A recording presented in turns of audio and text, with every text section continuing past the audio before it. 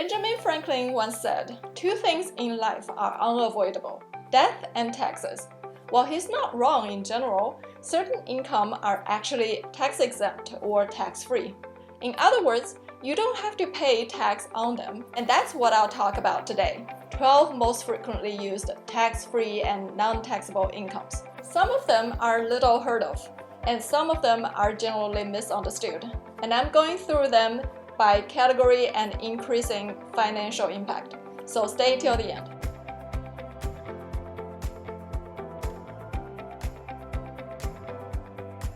Hi, I'm Prudence Zhu, CPA and a fee-only financial planner. I provide tax and wealth strategies to professionals and small business owners so that they can effectively create, accumulate, and protect their wealth and live the life they want. Let's get started. The first category is employee benefits. Employee benefit is usually an overlooked area for many people. If you don't fully understand the benefits provided by your employer, you might be leaving money on the table. Number 12, employer-provided accident and health plans. Accident and health insurance are part of standard employee benefit offering in many companies, and the premiums they pay to get insurance plan coverage for their employees are tax-free income to the employee. In addition, employer contributions to long-term care plans, a flexible spending account FSA for healthcare, dependent care, commute, and transit, and a health savings account HSA are non-taxable income. Besides, qualified reimbursements from these accounts are also tax-free. The growth in a HSA account is tax-free income as well, as long as it's used for qualified medical expenses. Number 11, Employer Assistance Program. There are a few ways your employer can provide non-taxable financial assistance to employees. The common ones are adoption assistance, education reimbursement, and counseling. For example, an employer-sponsored adoption assistance program allows employees to exclude up to $14,890 per child from their taxable income in 2022 and $15,950 per child in 2023. Separately, if your employer has an education assistance program set up, you may qualify for up to $5,250 per year in benefits, and it won't be taxed as income. So if continued education is in your plan, talk to your employer to see how they could help. Many employers also offer free counseling services through independent third-party providers, which allows you to talk in confidence with a trained professional about different issues, such as stress and depression, life transitions, legal issues, and even personal finance and financial planning. These assistance programs provide great value but are often underutilized. So if you could use some help, pick up the phone and call an expert. It might be covered by your employer as well. Number 10, covered fertility treatment. Company-sponsored plans coverage varies, and not all healthcare expenses are covered in insurance plans. One specific item that's being discussed in the financial planning frequently is fertility treatment, because it is not fully covered in most plans and is very costly. A single full IVF cycle can cost up to $30,000, and success is not guaranteed. So responding to the increasing workforce demand, more companies such as Starbucks, Google, Target, Walmart, and Amazon have started to offer healthcare plans that cover fertility treatment to their employees. Amazon stands out, providing the benefit to part-time workers from day one. It is so attractive that interested groups are starting to become pickers at this e-commerce giant just for this benefit. But the working condition might be labor-intensive, stressful, and with long shifts or poor condition. As a financial planner, I'd advise people facing the situation to creatively think about alternatives, have the right expectations for various options, and plan ahead. And now I'll move from employee benefits to tax-free income that are more like subsidies. So it's not necessarily income, but rather savings, because you have to spend some money to get the reward or tax credit. Number 9, energy conservation subsidies. Some public utility companies offer subsidies, rebates, or reward for replacing old appliances in your home with energy-efficient appliances. For example, replacing your old refrigerator with a more energy-efficient one, update your HVAC system, or install a geothermal heating system. So any direct or indirect subsidies provided for installing and purchasing the equipment is tax-free. In addition, the US government offers energy conservation subsidies in many forms. It could be tax credits, rebates, grants, or low-interest loans.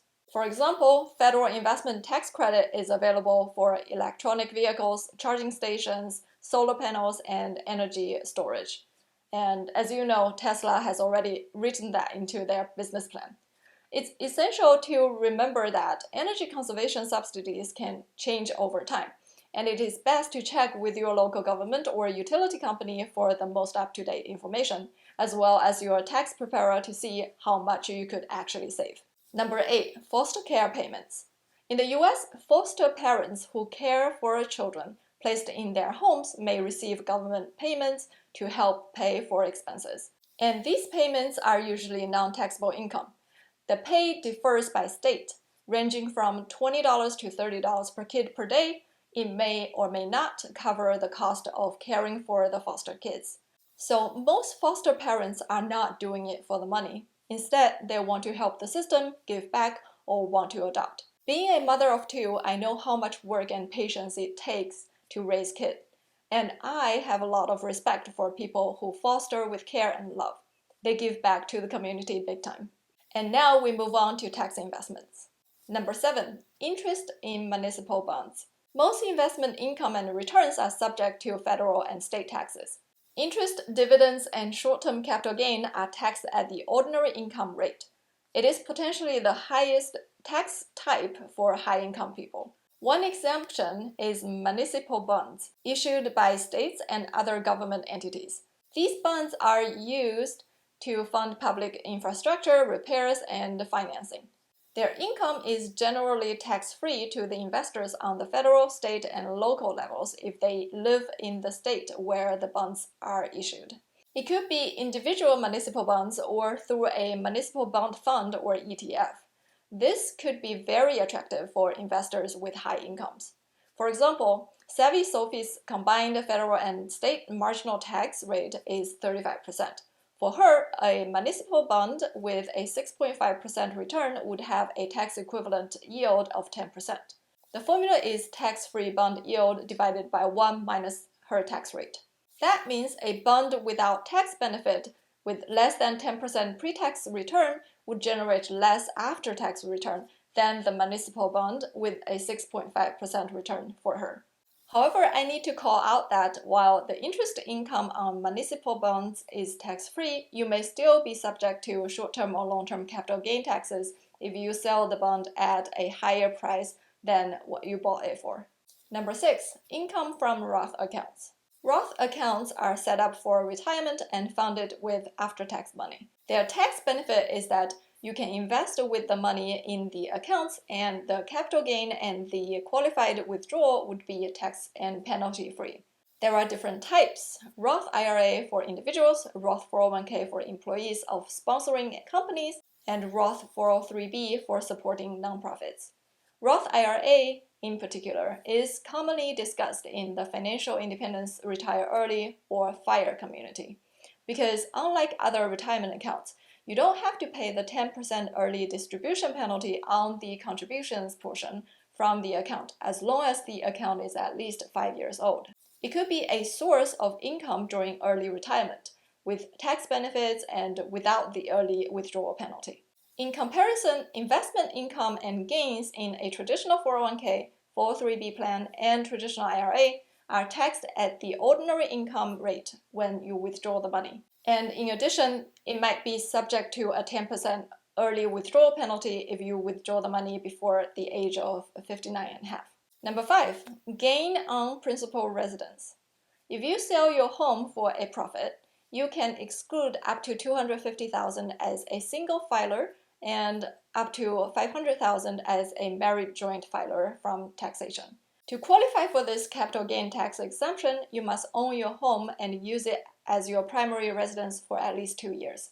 And if you have rented out the property for some time, you may still qualify, as long as you have owned the home for at least 5 years and have lived in it as a principal residence for at least 2 out of the last 5 years. However, recapture of allowed depreciation for the period when the house was rented out might apply.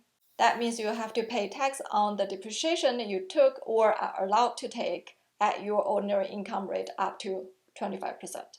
The next one is insurance related. Number 4, death benefits and accelerated death benefits. Despite the grim undertone, this could be hundreds of thousands of dollars. The death benefits paid out to the beneficiaries when you pass away are generally tax-free, and you may add a rider for living benefits coverage, such as accelerated death benefits. So if you are diagnosed with a chronic, critical, or terminal illness by a physician and has this provision in your life insurance policy, you can receive a non-taxable cash advance up to the policy limit as the living benefit.